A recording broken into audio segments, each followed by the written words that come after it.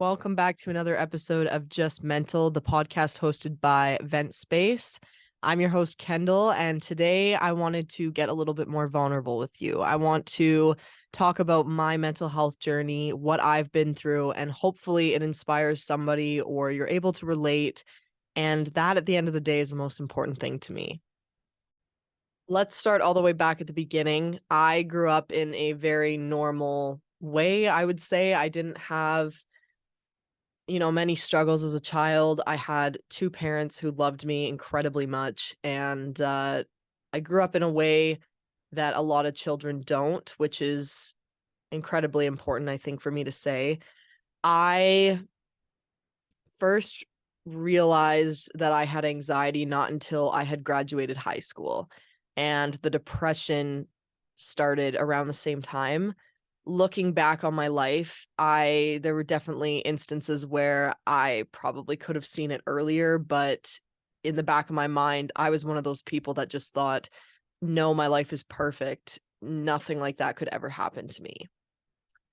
I remember in high school, I actually had a friend, and she was going through some really deep mental health stuff.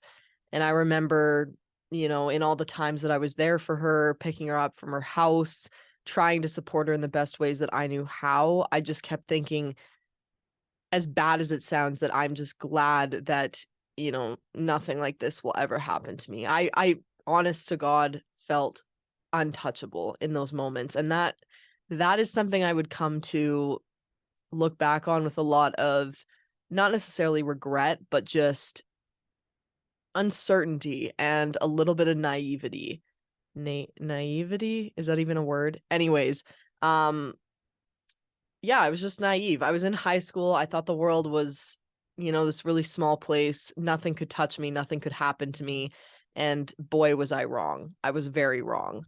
Um, everything kind of, I'd always had anxiety, but everything kind of took a turn for the worse when I tore my ACL in my it wasn't my senior year. It would be my junior, I don't know what the middle one is, but in Canada, we call it grade 11.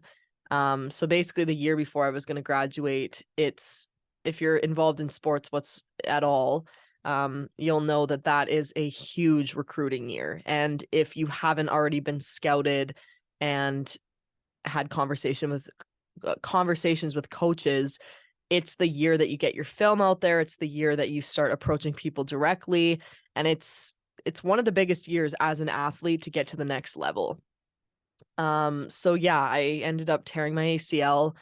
I was only a couple weeks into the season. I just moved to a new school. And so I had the pressure of trying to make friends, trying to fit in, all that kind of stuff, all while being a teenager as well, which, if you guys can remember, being a teenager is not easy. It's extremely hard. There's so much pressure. You have all of these things that you're trying to achieve, and it's just a different stage of life that, when you look back on, you have a lot of thoughts about, that's for sure. So yeah, I tore my ACL, ended up needing to have surgery, which basically took me out of the season. And speaking from the mental health side of things in sports, there's this constant pressure to be successful, especially when you play at a high level like I did for most of my life. There's external pressure, there's a ton of internal pressure, and that pressure doesn't go away. It only gets worse. And for me, it got even worse when I got injured, because now the pressure of not knowing where I was going to be playing after I graduated was the only thing that was on my mind. So yeah, tore my ACL, knew I needed to get surgery. I actually got surgery quite quickly compared to a lot of people that I know and people in similar positions. I was able to get in around March, which was about 3 months after my initial injury. Meanwhile, I'd watched my entire team go to playoffs without me. I had watched them win games without me. And as an athlete, that is extremely hard, especially when you consider yourself to be an instrumental player on a team. Even as a team player, it hurts when you get to be there when your team succeeds, but you're not a part of it in the same way that you were before. So not only was the injury impacting my mental health. I also went through a really traumatic experience while I was recovering from my knee surgery. Doctors say it was a very rare thing. It doesn't happen to a lot of people. It never happens, especially to someone my age. I actually suffered a bilateral pulmonary embolism about a week after my surgery. It was something that really shook me to my core. And looking back, it was, in my head, one of the biggest reasons why I now have compounding anxiety, health anxiety, and at the time, it didn't really seem that serious to me. I was, again, naive. I didn't understand the implications of going through something like that. For those that don't know, a pulmonary embolism is basically a blood clot in your lungs, and I had one in each side. It was extremely rare, and if I hadn't gone to the hospital when I did, I would not be here today. And looking back on that with that perspective, it definitely shook me up quite a bit. I don't think I realized that at the time, but after that happened, I definitely had a different view and a different look on life. I was absolutely completely dedicated to getting back to sport, and that was kind of what kept my mind sane for a really long time. In a lot of ways, I think it overshadowed the existing mental health issues that had become more apparent after going through something like that. But it gave me something to focus on, and I decided that that was the best thing to do, was just to focus on that. I wanted to play high-level basketball, I wanted to get to the college level, and I was willing to do whatever it took to get there. I would go to the gym at 5 AM every single morning before school. Not 5 AM, around, like, 7 AM. School started at 9. I'd be there just shooting, running, training, lifting. I did absolutely everything I could to get back and play my senior year. My senior year was probably the year that I would say those mental health problems really became the most apparent. I was really struggling to be present with my family. There was a lot of stuff going on there. I wasn't really getting along with my mom or my dad, and I was falling into some really unhealthy habits that also impacted my mental health greatly. I was obsessed with being liked, which as a teenage girl, I mean, I'm sure a lot of people can relate to that, but there was this constant pressure. There was a constant pressure to be popular, a constant pressure to be someone that people liked. And when you struggle with depression and when you struggle with anxiety, those feelings of needing that validation only compound your problems and only make things worse. I fell into a really heavy period of my life where I was drinking a lot. And this was something that had started kind of around the time that I tore my ACL. I just wasn't really that concerned with the effects that that was going to have on me. At that point, I didn't really care. I wasn't playing. I didn't have anything in the back of my head that was telling me that that was a bad idea. It prompted me to lie to my parents a lot. I wasn't really going home. I stayed out basically all weekend. I don't remember a weekend, realistically speaking, where I was sober in high school after that all this knee injury stuff happened, because it was just easier to go to a party, get drunk, and forget about it all. And if knowing what I know now about alcohol and the effects that it has on not just the body but the brain, this was probably one of the worst things that I could do. Alcohol is an antidepressant, and so doing all of this actually just made me more depressed.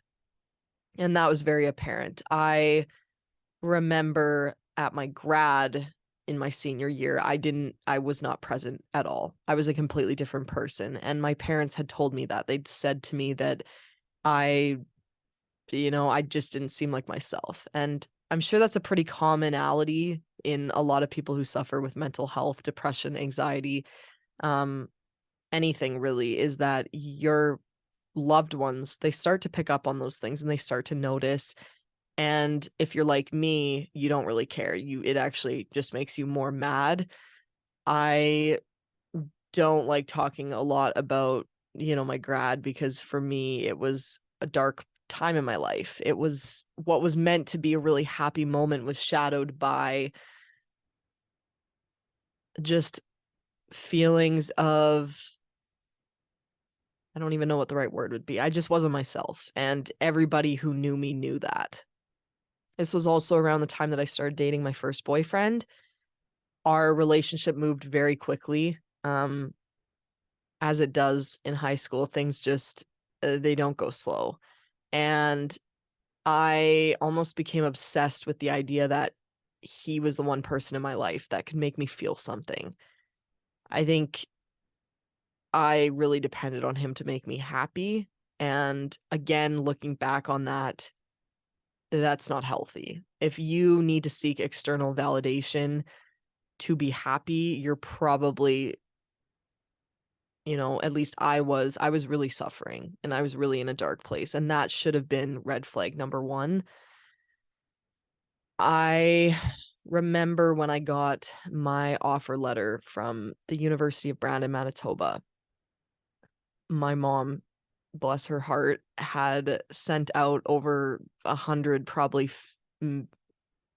recruitment tapes of me from obviously whatever year, whatever games I had played in that recruiting year, and then everything before that, and then my senior year. So I was getting recruited really late. It was a lot of pressure for me. I'd been talking to a couple of teams, but I finally got an offer on the roster from University of Brandon. Again, what should have been a very happy and exciting and proud time in my life was shadowed by this fear, the anxiety, and the depression of leaving my hometown.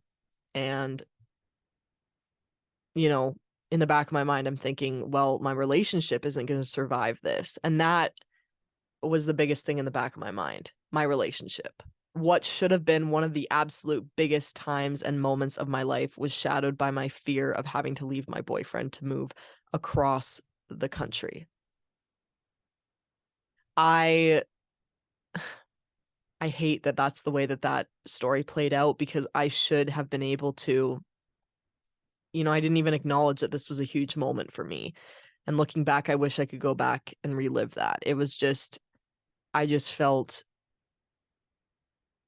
it just wasn't the moment that I'd hoped it to be. And I think a lot of people with depression can relate to this. You always have this picture perfect idea of what the success is going to look like and what it's going to feel like. And when you get there, it can be disappointing and it can let you down. And that's how I felt in that moment, is that while I was extremely happy that this humongous goal of mine that I'd spent my entire older years and teenage years striving to achieve was actually right in front of me, um, I just didn't have the capacity to appreciate that moment as much as I feel like I should have. Going back, I guess let's fast forward now to university. I was always a very good athlete in high school. I was one of the best players on every team I played on. I was an MVP in a lot of games. So I had this expectation that I was going to go to the next level and I was going to at least be seen that way in some regard. That was not what happened. I did not really play. And this, in combination with not being close to family and friends, really spiraled my depression and my mental health, basically to the point where I was now in a position where I was drinking just to go to bed.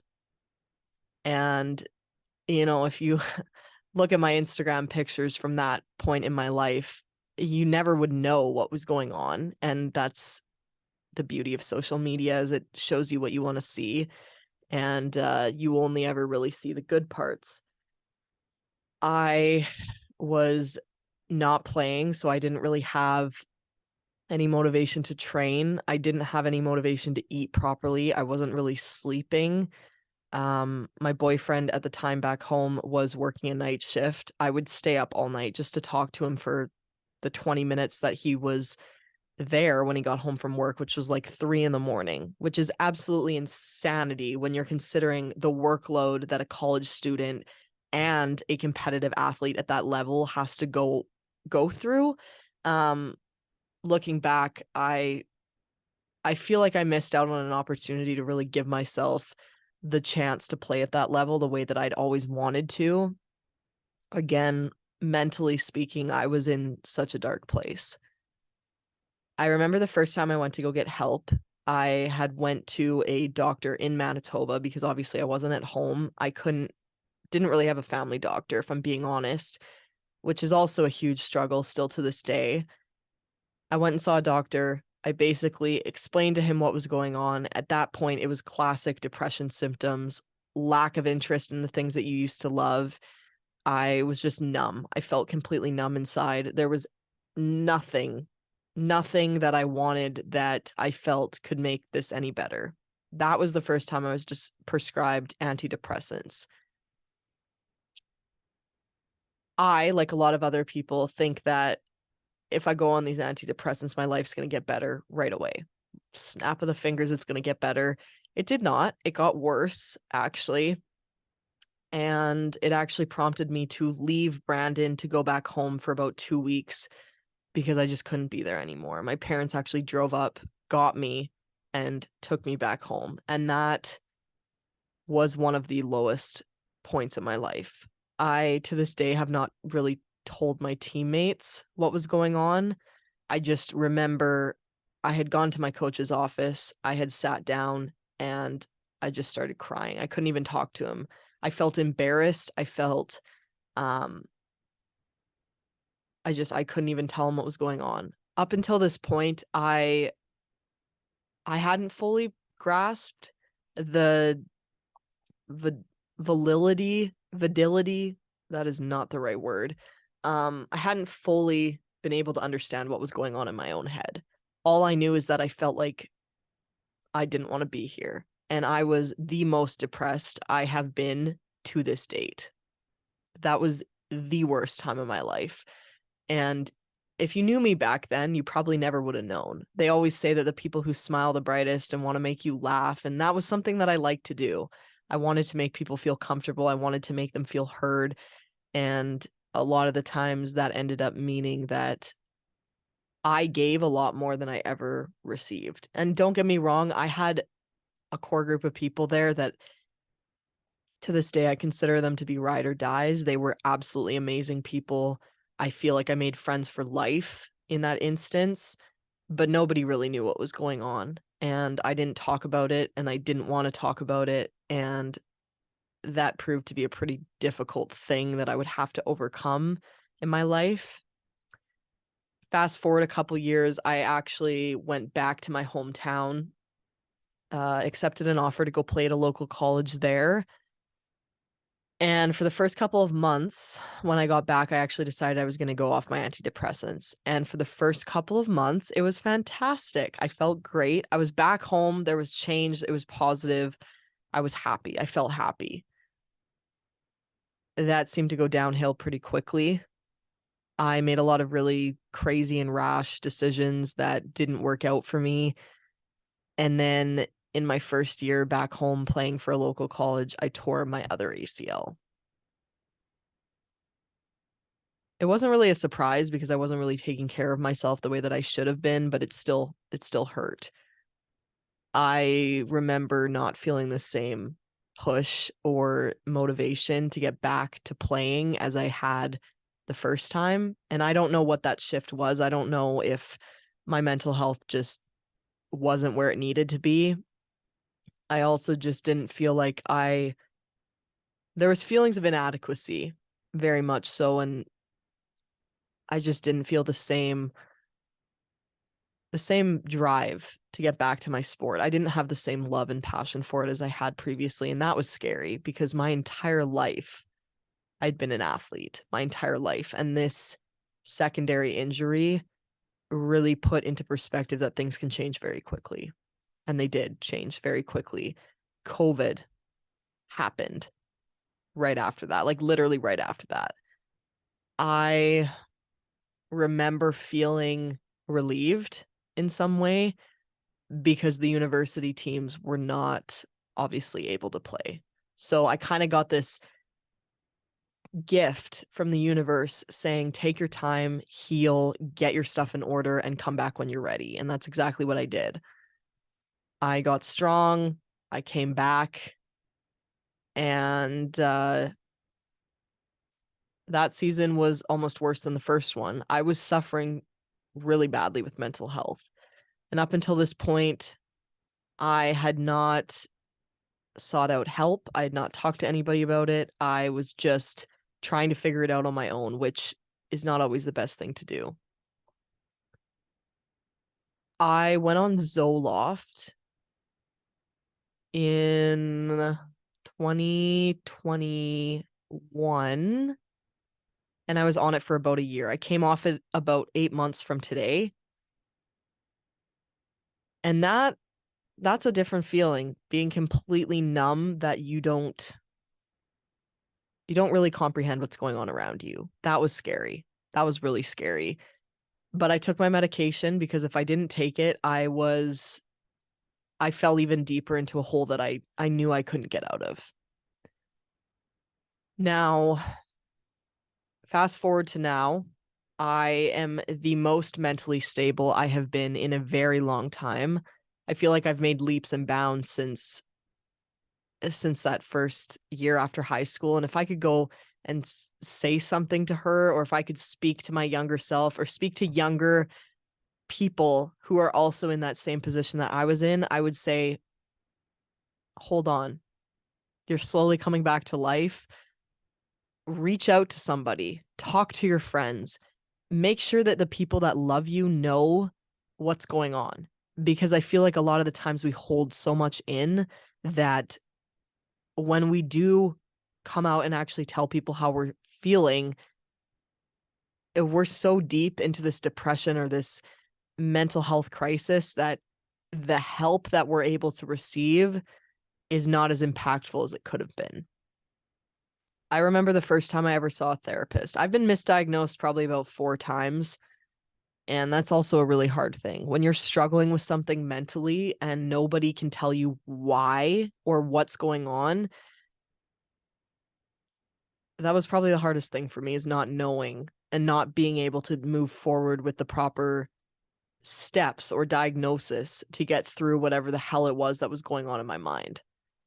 The very first therapist I saw, I hated her. I never went back. I felt like it was a complete waste of my time. I didn't want to talk to anybody at that point in my life. I recently saw a therapist about 4 months ago, and she changed my life. She literally changed my life. She prompted me to acknowledge that what was going on with me was something that could be worked through and that I was not damaged goods. That's a big thing. You are not damaged goods if you are going through something like this: depression, anxiety, bipolar, whatever it is, you are not damaged goods. She also just gave me the space to talk and to validate how I was feeling, which is huge. A lot of the times, especially in sports, there's this pressure that you can't show weakness. You can't acknowledge that there are demons inside of you that are dragging you down, because there's this constant pressure to be all the way up here. You have to be here 24/7. Otherwise, say goodbye to all these dreams that you had. She validated how I felt. That was huge. She prompted me to get help, and I've actually been medication free for about 9 months now. As we go into 2023 and the year progresses, I'm really excited at the opportunity to bring to life these new conversations around mental health, especially young women and young women in sport. There's not enough support for athletes. There isn't. There's not enough support in general, especially where I'm from in Canada. There's not enough psychiatrists to be able to talk to all the people who are struggling with depression and anxiety and other mental health crises. There's just not enough people. Our healthcare system cannot support us. And as I move forward, I just want to be able to provide you with one message: you are not alone. And there's relatability and there is community in that. There's almost like a safety and a comfort in knowing that you are not the only one. And most days it's going to feel like that. For me, it felt like that a lot. But there is a light at the end of the tunnel. There is. And I want to help you know that you can find it.